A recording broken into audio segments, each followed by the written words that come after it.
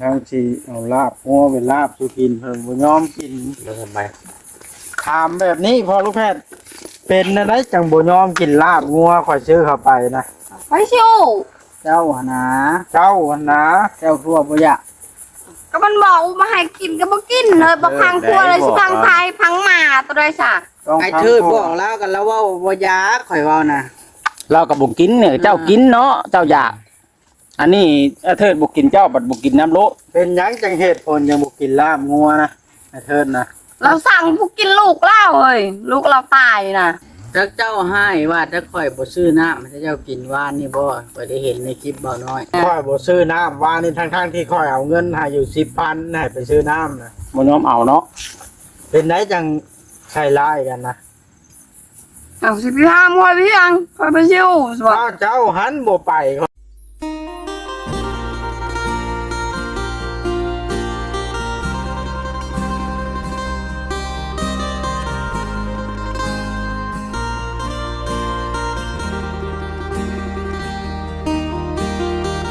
ทอดได้นั่งเห็นได้คือทอดเนื้อ น้ำมาโฮมกัน นำมาโฮมกันจนว่าให้เป็นผังเป็นผ่าสุดท้ายมากกับความบอกความว่ากับบ่จงบ่เยี่ยมหัวอยู่ทุกโพดมันก็บ่แม่นเด็กน้อย คือผัวกับหูจะควมคือนักสบายยังว่าจิตว่าใส่แต่บ่เต็มก็แบบว่า ถ้าบ่เคยถือชาแล้วนะ โดย ได้มาแล้วด่าเฮาเป็นหมู่เป็นหมาก็บ่เคยถือชาเฮาฮู้ว่าแล้วเป็นจังได๋ โด ไว้ ย แต่ว่าทีมงานมันเบิดความอดทนย้อนอัน โดยแบบนี้ผู้ผัวก็หูจักควมก็คือบ่จักควมก็แล้วก็ทั้งป้ากับเมื่อยบอกเมื่อยสอนคือกันที่จะว่า กระถอยหยุดซะก่อนถ้าว่ามันช่วงมันเช้ามันพังพอยความ โอ แน่ เคพี่น้องเนาะ ฝากก็สิโทรบอก นั่งโอ้นั่งลมกับป้าแตวอีกเทื่อนึง โอ้ย อ่า มันตามที่ลึกโพดแล้วนี่ เป็นจะได้ป้านะ เมื่อยคือกันแล้วเมื่อยน้ำคือกันแล้วมันคนดีก็สำกับพี่บาปก็สำกับคนดีโอ้รู้จักมีสิบา สุดท้ายสิเป็นอันเดียวบ่ โดยท่านที่วันนั่งสบายเป็นอันนี่ก็ว่าเป็นคนดีซะเนาะ เนาะ แก้มหูจักถอยหูจักควมซะ โดยซุ่มเฮาบ่ได้ แต่คุณเจ้าขอมากก็ ใส่ใจ ต้ เนาะ อนรับเนี่ยนั่นนี่น้ำในหรือว่าเนี่ยนั่นนี่บ่มีน้ำก็ขอเงินกับคุณเจ้าก็ให้ แม่น เฮา คือ ก็ สา ไป วใบ ซื้อ แล้ว เองบ่ ว่า แม่นถึงว่าเงินในทงเจ้าเพิ่นยังให้เจ้าไปซื้อมาตั้งให้เจ้าเลยเป็นไผ มันบ่ขัดได้ มันบ่คักมันยังเอาเงินให้แล้วเพิ่นยังสิให้ไปซื้อน้ำมาย่อตั้งใส่โต๊ะไว้ให้เจ้า ว่าบ่มีน้ำกินเอาเงินให้ อ้า ไป ว ซื้อสิไปบ่มีข่อยกับบ่ อืม บ่กินข่อยสิต้มน้ำบาดาลกินว่าซั่น เพื่อแห้งเต็มทีก็ไปแบกเอา เพิ่นเว้านะ เลยน้ำใกล้ๆก็ซื้อเพิ่นเอาเงินให้แล้วก็บ่มีมะเพ็ดปลาแดกไปนวดก็บอกเพิ่นคันแนนสิ่งที่เพิ่นช่วยได้เพิ่นก็ ห ช่ มัก ว เพช ย รปลาแดกไปนัวเฮาซื้อเข้ามาได้ นั่น เฮาซื้อเข้ามาก็มือหมักเพชรปลาแดกเป็นนัวอีหยังเบิดเฮาซื้อเข้ามาโลด คน แบ แบบ บ บ้า บ้าน น หลายอย่าง สำนี่แล้วปะแถมปะน้ำใส่ปากผัดว่าเอาเงินให้ปัดยังให้ชุมเจ้าไปซื้อมาให้กินนี่มันก็บ่ถือมันบ่ถือได้ บ่ถือ แต่ แต่ เฮา อ้าวแล้วว่าชุมเจ้าเลยเป็นกับอันเท่าเถิดแล้วมันเป็นไผ เป็นหยังกัน มันเป็นหยังญาติพี่น้องบ่ก็บ่แม่นชุมเจ้านำมาซอยนี่มันดีแล้ว อันนี้ป้าก็สิว่าเป็นคนก็หึนตางหมู่เอาเงินให้แล้วก็ไปซื้อมาตั้งสิโต๊ะเมียน แล้ว กิน ไปเว้าในคลิปว่า ค่อยๆนะพวกห้าแล้วน่ะบ่ซื้อน้ำให้ หัน เว้าในคลิปแบบน่ะ โดย แต่ทางที่คอยเอาให้อยู่เป็นหยังก็บ่เว้าเขาก็เอาให้อยู่แต่เฮาบ่เอาก็เว้าว่านั่นกว่าเว้าตามความเป็นจริงหั้นนะคอยเอาเงินให้10,000ว่านี่บ่เอาอยากได้50ได้หลาย คอยเราบ่ให้บาดนี่ โดย50แนวใดมันกว่าราคาน้ำ น้ำก็ตุก10,000 ห้าน ตุก10,000ก็ไปซื้อมาแล้วก็ตั้งเนี่ยแล้วก็กินเอาเพชรประเด็ แล้วก็อยาก นัว ได้ กับ น้ำเบา นี่ ข แห อง ละ ไผอีก50เป็นแสน แล้วมันแสนหนึ่งก็ไปเอาไปยัง แล้ว หาย คันพอแค่นั้นใครอยู่บ่ไปด่าทีมงานในคลิป เจ้าพัดดา แล้วเพันว่าไปด่าพวกห้านั่นอย่างชั้นอย่างซี่ อืม เฮาเห็นแล้วเฮาปฏิเสธความรู้สึกบาดนี่ ก็ธรรมดาเลยลูกเอ้ยก็อยากหายแหละก็คือป้าก็อยากหายคือกัน ครับยังบ่ได้ถือซำนั้นน่ะเมื่อวานนี่แล้วมานี้ชื่องัวเข้าไปสิลาบหิวที่งัวสิย่างเข้าไปละ ผมถามมื้อบ่ายกินบ่ซีนงัวนี่ชื่อมาสุลาบบ่แล้วเพิ่นอ้ายถามผัวเพิ่น โดย ผัวเพิ่นแล้วว่าบ่กินปิดประตูเฮ้ย อืม เมียละอัดประตูเติมซะค่อยละป๊บบาดนี่ โดยก็เพิ่นบ่กินแล้วสิเพิ่นหมักกบหมักปลาถ้าเพิ่นกินกบกินกระปูหั่นแหละเพิ่นหมักนั่นน่ะ หันหนา โดย แล้วว่าสิเฮ็ดจังไดบาดนี่คันเป็นแบบนั้นพอลูกแพทย์ให้อีกแล้วเด้ฮะ บ่ให้ดอกข่อยก็ได้ มันเสียความรู้สึก เสียความรู้สึกนี่ ก็หยุด หยุด บ่ชื่อยังให้เขา ปล่อยเขาเนาะ ปล่อย บ้านเมืองเดือดร้อนแล้ว ก็ชื่อแล้วแต่เขา คุณล่าจะเขา พอน้องแพทย์นี่ยังสิเข้าไปใกล้บ่พอน้องแพทย์ อย่าถามว่านั่นนะตุำ ยานเด็บเขาให้ บ่แล้วข่อยนะ โอ้ขออนุญาตบักคำพี่แม่นสังเขาคือสิกรรมให้ยกโทษให้ผู้ขาเด้อวันนี้ผู้ขาก็แม่นอยู่ดอกญาติลูกหลานเนาะ เอ้ย วันนี้เราก็ปล่อยเขาอยู่ในนั้นเขาบ่มีกินแล้วเขาสิเฮ็ดได้ไรบ่มีข้าวมีน้ำแล้วเขาสิเฮ็ดได้ บัด ไร นี้นะเฮาเห็นชาวใบแล้วเฮาก็สิช่วยตามเหตุตามปัจจัย โดยโด บ่ ย ได้ถิ่มได้ป้าแล้วได้ โดย ก็ความซื่อรถเฮาฮู้อยู่แล้วว่าเราเป็นคนจังไดชาวใบแต่ว่าไอ้เทิดนี่เฮาก็ฮู้ว่าเราเคยมีประวัติเสพยามาก่อนแต่ว่าเราถามเราแล้วก่อนเราสิช่วยก็ว่าเราสิเลิกได้บ่สิเบิ่งยังนางใบบ่เรารับปาก โดย แต่ว่าเรามาทำพฤติกรรมแบบนี้ใช่ถ้าเฮาก็บ่ฮู้เนี่ยสิช่วย ปากก็บ่จักไม่เชื่อ ถ้ากินอิ่มมันก็ น้ำนี่นะเพิ่นเอาเงินให้ก็ยังบ่ไปซื้อเองนี่นะ เฮากินก่อน เขาอาจจะกินน้ำเย็นบัดนี้พี่น้อง กินเท่าน้ำเย็นบ่ คงสิมีแห้งว่าซะ ซื้อ แต่ มา ยังมี ปัว แห้ง มัน กิน สิ น้ำ ห เย็ ยาน เนาะ สิซ่าสิจังเพิ่นนำแก่นำโคตรนำซอยอยู่เนาะจะมีบ่อนอยู่บ่อนเช่าก็บุญแล้วบุญหลายแล้วสำนี้ฮะ แม่น มีการเฮ็ดน้องก็แตวเนาะ โดยบ่จักแนวเฮ็ดปากก็ จ้าง ก็ นี่ เว้า ต่อไปมิตรภาพฟังน้ำป้าแตวเบิ่งซะก่อน คันแนวเว้าหลายกับป้าก็อยากหายคือกันได้เฮ็ดแนวบ่ถูกป้าก็อยากหาย สำหรับนางใบเด้อเรื่องนางใบนี่ถ้าเราเป็นอย่างไรให้เจ้าก็รายงานกับเฮา โดย ต่อไปนี่เฮาสงสัยว่าเราจะเป็นคนเล่ร่อนคือเก่าทันทีมงานทำบุกเข้ามายันเราไปอาละวาดวันนั้นวันนี้ มันแน่นอนอยู่แล้วเนาะ โด พ่อย แน จ้าว มันอยู่แล้ว ต่อไปนี่บ่มีหยังกินไอ้เทิดก็สิตีทั้งใบอีกนี่ ขาดที่โกยกันแล้ว เดี๋ยวว่าซอยกันหาบ่แม่นบ่ซะบ่มีได้กินบัดสิตีเมีย บ่ได้ซอยกันหาแล้วเขาก็อยู่แบบนั้นแล้วเขาก็หาอยู่ดอกหากระปูกระแปะเอากับมันปล่อยไปแน่นั่นมึงก็แล้วความหอดหิวแล้วความบ่มีแล้วเขายังบ่พูด เสีย ซื้ ง อ รถ อยู่ ไฟ เส้นรถทางพุ่นแหละ บ่ได้แม่นแล้วลังเข้ามาในนี่แหละ แม่น โอ้ทางพุ่นนะ เจ้าหน้าที่มาจับบ่เห็นบ่ เขาบ่ ก็หารบกวนชาวใบเนาะ เนาะ มาหาสบายไหม เกินแล้วเนาะ เกินเนาะ เกินเลเวลไหม พูดได้มันเกินพูดได้ มันเกินก่อนที่ว่าเอาเงินให้บ่อยากได้หลายหั้นนะทั้งๆที่หมู่ซอยเหลือหั้นนะให้จำได้ก็เอาแล้วว่าเงินหมู่ซอย อ้าวมันก็ธรรมดาแล้วเงินเพิ่นให้ซื้อน้ำซื้อนั่นเจ้าอยากได้หลาย ตัวซ้ำน้อยเฮ็ด มักเป็นประเด็กเป็นวันเจ้าก็มีแล้วเขานำสปาเจ้าก็มีแต่สิไปคิดมันจะไปซื้อหยังอีก ใส่กันเอานะอันตัวน้อยเฮ็ดตัวใหญ่บ่ใส่กันนี่ อย่าเว้านะอย่าไปแต่เว้านะ นอกประเด็นแล้วนี่ เว้าพื้นกาเว้าง่ายเนาะแจ้งป้าแต๋วว่าสำหรับไอ้เทิดเฮาอยากถอยก้อนแต่ไว้ใบน่ะเฮายังหักยังแพงเราคือเก่า ไอ้ แล้ว เทิดนี่ เฮาฮู้ ข้อสงสัยข้อนี้อาจสิไปยุ่งเกี่ยวกับแนวบ่ดีอยู่เบิ่ง แม่น ที่ข้อสงสัยนะ แม่น เราจังเป็นแบบนี้ โดย เนาะ โดย แต่ว่าเรื่องความจริงความในเนี่ยเฮาบ่ฮู้ว่าเป็นจังไดแต่ว่าในการสงสัยเนาะพอรู้แค่ แม่น เขาก็บ่ขึ้นมาผัวกับผัวมันน่ะบ่ขึ้นมาถ้านั้นขึ้นมากับป้าก็สิเว้าอยู่ป้าก็สิบอกอยู่ ขึ้นแนวใดชาวบ้านมาเว้ากินนี่ว่าสิเมื่อหินน้ำอ้อยล่ะ สิเมื่อแหละ แล้วนี่ให้เรื่องเย็นก่อนนะเบิ่งนี่เนาะ แม่นลุกแล้วว่าซั่นเมื่อกี้เรานอนนะคิดว่า ไปกินน้ำอ้อยบ่นี่บ่ บอลเราเคยอยู่เลยคิดว่าบอลเราเคยอยู่ตะกี้ ชาว สบายสิบ่พ่วงบ้ายบ่บานสมมุติเธอบ่อยู่นะ พวงอยู่แล้วเรื่องพวง สบายก็ต้องพ่วงไปน้ำกันอีก ใกล้บ่ใกล้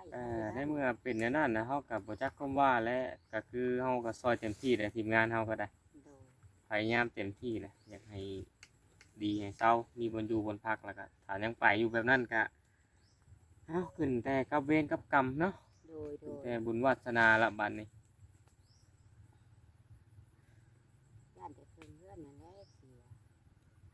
เป็นกระเพาะกระปุยเป็นหยัง น้ำในเรือดานได้ดินได้เฮือนได้เนาะ หากบ่ไปอยู่โดนดอกไปคำเขาก็มา อืม ไปคำเขาก็มาเขาไปอยู่เขาไปนอนไปบอกคืนเขาก็มาแล้วกินเขาบริยานดอกลูกเขาบริยานเขาเคยไปบนเขาอยู่เขาเศร้ามันสะดวกสบายนะทางด้านหัวใจถูกมือถูกตีนเขาบว่าเขาสบายหัวใจเขาเลยเพราะ อืม คือกันกับกินข้าวนี่แหละเขาไปแล้วเขาได้กินอิ่มเนาะกินอิ่มแล้วอยู่ฮันอยู่เซ็ตก็อยู่ได้เขากินอิ่มเขาก็ไปลิ้นกินอิ่มแล้วก็ไปหิวแล้วก็มากคือเก่าบอนเคยไปบอนเคยอยู่ กินแล้วก็มาเฮือนมาซ่านไปหิวแล้วก็ไปอีกกินข้าวคือเป็นกับเฮายังน้อยนั่นแหละมันก็แบบนั้นแหละ มากันแล้วแหละบัดนี้บ่มีข้าวกิน ว่าสิซื้อข้าวมาอีกชอบหนึงแล้วก็เล่นย่าแล้ว ทั้งเขา มัน เถิ เธอ ด ตีเข้าใกล้บ่ได้ อ่ะย่าแล้วมีแต่ว่าคันเรามาอยากกินข้าวก็ให้เรากินน้ำเด้อป้าแตวเด้อ โดย ป้า ป้าบ่เคยขี้ทีได้ แม่น นางสบายมาเฮือนป้าบ่เคย ใบ ขี้ นี่ ที ยัง ขอยังเลยป้า ตนแล้วอันแล้ว สิ่งที่ป้ามีแล้วป้าก็ให้แนวให้ได้ กันเฮา ป้าบ่เคยขี้ที ถือซาใบด่านะครับบ่ซอยแต่แรกดอกพี่น้องเนาะแต่ว่าไอ้เทิร์นนี่เราบ่เคยด่าเช้า โดย ตอนเมียเราไปเราก็ยังทั้งให้ทั้งหยังคิดฮอดเมียอยากให้เฮาไปตามหาเมียให้พอทำตามมาให้แล้วพระดาจำเฮาซับว้าสุดยอดอีหลี ปรับปักชิปบ่โอ้ แม่นอยู่ว่าแต่เฮาเข้ามาดูเข้ามานั่นก็เฮาภารกิจเฮาแล้วพุ่นแล้วเฮาจึงคอยออกแต่ละเคสก็ต้องแบบนั้นอยู่แล้ว ตามเนาะเพิ่นน่ะยังไงมา อุ้ยไผดอกสิช่วยเจ้าเบิด4-5 ปีนะเขาบ่ช่วยดอกบ่ต้องห่วง เห็นบอกคลิปน้องเพิ่นน่ะคลิปอีหยัง คิดน้องว่าเบื่อบ่ บ่เบยไปซ้ำก็ยังเถียงกันป้าเบิ่นเถียงฮอดเมือง YouTube โหเอารถไถนาเขาซื้อให้เอาไปเฮ็ดปีนว่ะน้ำมันกอกหมดเถียงเขาอีกแล้วฮะ โอ้ดีเนาะ โดยเถียงเขาว่าจังสิว่าซอยเฮ็ดเฮือนเฮ็ดจานเพิ่นเว้าอันป้าถ้าป้าพังนะเพิ่นเว้าให้ซอยให้อยู่เฮือนอยู่ซ่านแบบว่าให้เฮ็ดหันเฮ็ดนี่ซอยเพิ่นธรรมดาเนาะเพิ่นก็พ่อเพิ่นอยู่ก็ไป2-3มื้อจังมาเถียงเขามันบ่มันก็เลยน้องเขามันก็อย่างนี้ก็ คนหัวแข็งเนาะ ก็ง่ายๆถูกบ่ยอมจนก็ง่ายไปเลยน้องเขาเป็นแบบนี้ บ่เป็นแล้วเป็นป่า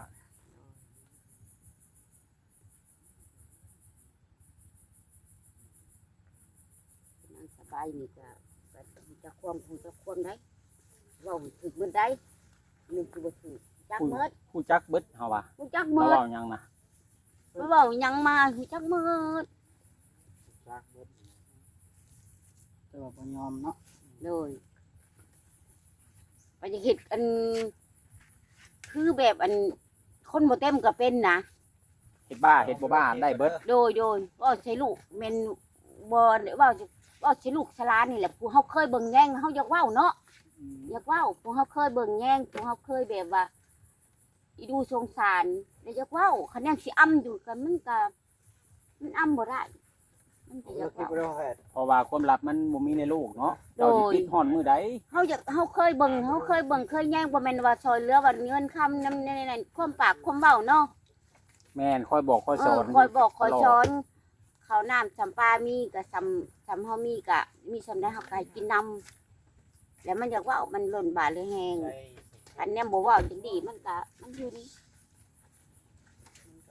ใจเนาะ โดยผิดแม่นดิฉันก็ขออโหสิกรรมขอโทษขออภัย นี่ว่าช่วยตามเหตุตามปัจจัยแล้วบัดนี้ โดย สิบ่ได้ปักหลักคือเก่าแต่ว่า เฮา เฮา ไปพอลูกแพทย์กัน ตามเหตุตามปัจจัยเนาะบ่แม่นว่า โอ้ยบ่เป็นหยังพอลูกแพทย์อันอื่นดอกรู้สึกเจ้าต้องใจ อัน แข็ นี้ ง มาเป็นนั่นก็คือว่าเว้าจักความหมด เฮาหวังดีอยู่แต่ว่าหมู่บ่เห็นความหวังดีของเฮา ถือ แล้ แล้ว ว ก็แล้วไป คือที่มาหลับสิกินไปไว้ เป็นเครียดกันยัง คือประตูใส่เนาะ เฮา โดยต่างๆจริงๆเฮาผู้ใหญ่เฮาบ่แม่นเด็กน้อยเนาะเห็นแล้วมันเป็นอยู่ทอกอยู่ทุกข์ก็เฮาก็ใหญ่แล้วเฮาเท่าถึงการกว่าเขาอีก กว่าเขาอยู่ดอกเฮาจะมาช่วยเขา เฮาผู้เท่าถึงการกว่าเขาอีกได้มันจะมาซอยเขาซอยเหลือคนหนักจนคนถูกข์ ผู้เพิ่นช่อยแห้งเต็กแล้วผู้ใหญ่ อ้าว ซอยนะ มั ไม่ น สู้ เว้าแม่นทุกคนกับเพิ่นก็บ่แม่นง่ายเพื่อสิได้เงินมาซอยเจ้า วันนี้ชุมเจ้าก็ขี่รถใหญ่ใครแน่ขี่รถจักรเนาะแต่เนื้อสอดใต้แต่ใต้สอดเนื้อ ผูก ฝน นำ ต เหาะ กฝนดินก็บ่ได้หยุด อ้าวย้อนความยังย้อนความอีดูสงสารเนาะ เขียน ก็ซอยมาแล้วเพอว่าเป็นแนวนี้ ย้อนความสง อ้ สา อ รแล้วแท้จริงคนทุกข์ยากนะมันหลายมีทั่วไป พ่อแม่เจ้าผัดซอยเพียงแน่อ้าว เอา ป้าขอถามเนี่ย นั่นแหละจัง เออ ว่า มีบ่เขาเป็นกระสอบมาให้นางสบาย แซ่บเรื่องก็ดี ทั้งบ่เห็นความดีเนาะ โอ้ยบุญคุณสำแผ่นดินกับแผ่นผ้า ได้บอนอยู่วันเช้าให้อีก เบิ่งเจ้าจื้อว่าตอนตามหาไอ้เทิดอยากให้เพิ่นพบกันนะ โทษสิบ่จือได้เนาะ เที่ยวไปเที่ยวมาเท่าใดมื้อเนาะ ป้าก็จนว่าบ่ได้อยู่จนหอนคนแทงขี่รถจักรก็บ่เป็นป้าก็โทรหาบ่นั่นยางไปถามเขาไปสืบไปเท่าจังได้ฮู้ เพิ่นนะ โอ้ยโทรหาแล้วยางไปถามเขาต้นปลายสาเหตุบักเถิดอยู่ไสนั่นนั่นนี่เขาก็บอกก็บ่กล้าไปแล้วบัดนี้จังได้โทรหาจังได้มาก็บอกทางดีหมดแต่ว่าทางคุณยายใจดีเลยนี่เพิ่นสิซื้อดินซื้อดอนให้เจ้าเถิดเอ้ยแต่บุญอยู่บนเช้าเลยกี่หกปูให้มึงตั้งบกตั้งใจเด้อกี่เด้อพ่อแม่เฮายังบ่ได้สำนี้เพิ่นมาซอยเจ้าย้อนหยังย้อนเจ้าบ่มีบนอยู่บนเช้าย้อนเจ้าทุกข์เจ้ายากก็ว่าให้ตั้งมุกตั้งใจเด้อมึงสิแล้วก็เอาลูกเอาเมียมาอยู่นํเอาไปหาอยู่หากินรับจ้างระบายคำก็เฮามาเฮือนเฮาเองเฮาโดยที่ว่าเฮาบ่ได้ไปอยู่เฮือนผู้อื่น ก็ได้แหละซั่นเนาะ ว่าเอาที่ตั้งมกตั้งใจจนมาถามว่า ไปจานหนูเด้ สิให้อันเอาเบียร์ไปผ่าก็เถอะเอาไปผ่าก็บ่ให้เอาไปผ่ากระยาเฮาสิเบิ่งเองเฮาหันทำได้ แม่นเมื่อก่อนเราก็ว่าซั่นแหล้วเนาะเฮาสิดูแลเอง จนเดี๋ยวเฮาสิเบิ่งเองเฮาถามแล้วก็ถามอีกป้าถามใดถามย้อนหยังย้อนเป็นห่วงยายเพิ่นเป็นคนหูผู้ดี ออดเจ้าสิจัดการได้ค่อยแบบชาวไอ้เทิดจัดการอยู่บ่นี่ สาบานเลยสานี่ผมมีความเสียใจมีแต่ความดีใจ ตอนบ่ย่านเนาะผ่านรอจัดการให้พ่อแพทย์จัดการ หัวเราะ ถ้าบ่เป็นเนาะก็อ้อนเอา ชกมวย ป้าวันเราก็หักแพงนั่นแหละ ถ้าจบลงไปเลยนะ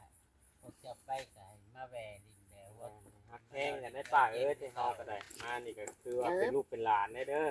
คือหักแพงกัน ไปหามาแว่โดยป่าน ถึงสิบ่ได้มาเด้อกับปัดพ่อกันในทางกับ